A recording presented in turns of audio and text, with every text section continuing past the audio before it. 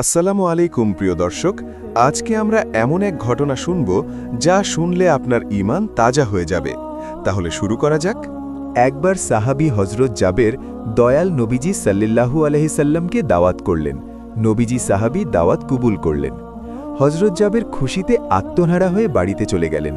বাড়িতে গিয়ে স্ত্রীকে খুশখবরটা দিলেন আর মেহমানদারির জন্য প্রস্তুতি নিতে লাগলেন। বড় ছেলে আব্দুল্লাহকে নিয়ে খাসি জবাই করে অন্য কাজে যখন হজরত জাবের ঘর থেকে বাইরে গেলেন, ইতিমধ্যে হজরত জাবেরের ছোট ছেলে ঘুম থেকে উঠে খাসি তালাশ করতে লাগল। বড় ভাই তাকে জানায় খাসিটিকে জবাই করা হয়েছে।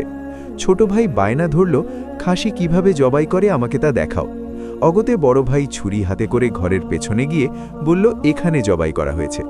ছোট ভাই জানতে চাইল, কিভাবে জবাই করা হয়েছে আমাকে দেখাও। অবশেষে বড় ভাই বলল, তাহলে তুমি মাটিতে শুয়ের পড়ো, আমি তোমাকে দেখাই। ছোট ভাই মাটিতে শুয়ের পর বড় ভাই তার গলায় ছুরি চালিয়ে জবাই করার নমুনা দেখাতে গিয়ে ছোট ভাইকে সত্যি সত্যি জবাই করে ফেলল। বড় ভাই যখন দেখল ছোট ভাইয়ের গলা দিয়ে রক্ত গড়িয়ে পড়ছে, সে ছটপট করতে করতে নিস্তেজ হয়ে গেছে। তখন বড় ভাই বলল, এটা কি হলো? আতঙ্কিত হয়ে নিকটবর্তী খেজুর গাছে ছোড়ায় উঠে পড়ল। এদিকে হজরত জাবের পুত্রদের খুঁজার জন্য বাড়ির পেছনে এসে ছোট ছেলের অবস্থা দেখে থমকে গেলেন। অতঃপর তাকে বুকে করে স্ত্রীর কাছে গিয়ে বললেন, তাড়াতাড়ি একটা কম্বল নিয়ে এসো, বাচ্চাটিকে শুইয়ে দেই। স্ত্রী রক্তমাখা সন্তানের লাশ দেখে চিৎকার করে কাঁপতে লাগল। কিন্তু স্বামী হজরত জাবের তাকে সান্ত্বনা দিয়ে বললেন, আজ আমাদের শোক প্রকাশ করার দিন নয়, আজ আমাদের দুঃখ দেখলে নবীজিও দুঃখ পাবেন, ধৈর্য ধারণ করো। সাথে সাথেই মুখে হাসি ফুটিয়ে তুলল। তারপর তারা দুজনে মিলে ছোট ছেলেকে কম্বলে মুড়ে রান্নাঘরের পেছনে রেখে আসলেন। স্ত্রী রান্নার কাজে মন দিলেন। হজরত জাবের বের হলেন বড় পুত্র আব্দুল্লাহকে খোঁজার জন্য। বাড়ির পেছনে গিয়ে ছেলে নাম ধরে জোরে ডাক দিলেন। গাছের ওপর বড় ছেলে ভয়ে কাঁপছিল। পিতার ডাক শুনে ভাবল, এখন পালাতে না পারলে আব্বা হাতে ধরা পড়তে হবে। ধরা পড়লে আর রক্ষা থাকবে না। পালানের উদ্দেশ্যে গাছ থেকে লাফিয়ে পড়ে আঘাতপ্রাপ্ত হয়ে মৃত্যুর কবলে ঢলে পড়েন। পিতা দেখলেন আব্দুল্লার দেহে প্রাণের স্পন্দন নেই। বড় ছেলেকে কোলে তুলে তিনি বাড়ির ভিতরে আসেন। স্ত্রীকে বললেন আরেকটি কম্বল নিয়ে আসার জন্য। বড় ছেলের এই অবস্থা দেখে তার স্ত্রী পুনরায় আর্তনাদ করে উঠলেন। স্বামী তাকে পুনরায় সান্ত্বনা দিয়ে বললেন, ধৈর্য ধরো, আজ আমাদের দুঃখ প্রকাশের দিন নয়, আজ আমাদের পরম আনন্দের দিন। দয়াল নবীজি অল্প কিছুক্ষণের মধ্যে চলে আসবেন। তারপর দুজনে মিলে বড় ছেলের লাশ ও কম্বলে মুড়া ছোট ছেলের লাশের পাশে রাখলেন।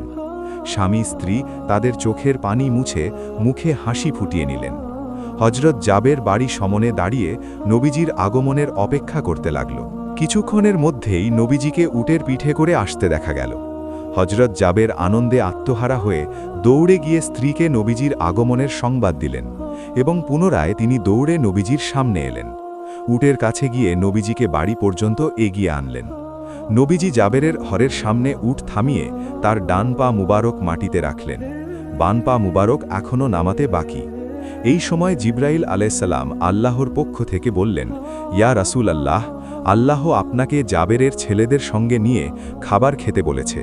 অতঃপর নবীজি সাল্লাল্লাহু আলাইহি ওয়াসাল্লাম সাহাবা কেরামকে নিয়ে জাবেরের ঘরে ঢুকলেন। তাদের সামনে হজরত জাবের দাস্তার খানা বিছিয়ে দিলেন। তার স্ত্রী খাবার বেড়ে দিলেন আর তিনি সেগুলো এনে মেহমানদের সামনে হাজির করলেন।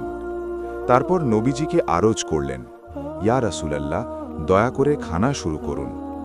নবীজি বললেন, হে জাবের, তোমার ছেলেরা কোথায়? তাদের ডাকো। হজরত জাবের বললেন, ইয়া হাবিব আল্লাহ, আপনি দয়া করে খানা শুরু করুন, ছেলেদেরকে আমি পরে ডাকব। আল্লাহর রসুল পুনরায় বললেন, তোমার ছেলেদেরকে ডেকে নিয়ে আসো, তাদেরকে সাথে নিয়ে খাবার খাবো। হজরত জাবের ও তার স্ত্রী পুনরায় আরজ করলেন, ইয়া রাসূলাল্লাহ, আপনি খাবার খেয়ে নিন, আমরা তাদেরকে ডেকে দিচ্ছি। তখন নবীজি বললেন, হে জাবের, এই মাত্র জিব্রাইল ফেরেশতা আমাকে আল্লাহর নির্দেশ জানিয়ে গেছেন, আমি যেন তোমার ছেলেদের সঙ্গে নিয়ে খাবার খাই। নবীজির এই কথা শুনে হজরত জাবের এবং তার স্ত্রী আর ধৈর্য ধরে রাখতে পারলেন না।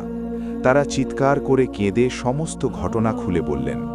তখন নবীজি হজরত জাবেরকে বললেন, তোমার ছেলেদের কাছে গিয়ে বলো, আল্লাহর নবী তাদেরকে ডাকছেন।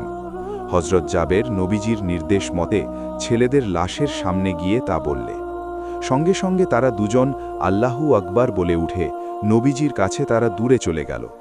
অতপর নবীজি আল্লাহর নির্দেশ মতে হজরত জাবেরের 2 সন্তানকে নিয়ে খাবার খেলেন। সুবহানাল্লাহ, সুবহানাল্লাহ। প্রিয় দর্শক, যদি ভিডিওটি ভালো লাগে তাহলে অবশ্যই চ্যানেলটি সাবস্ক্রাইব করতে ভুলবেন না। ধন্যবাদ।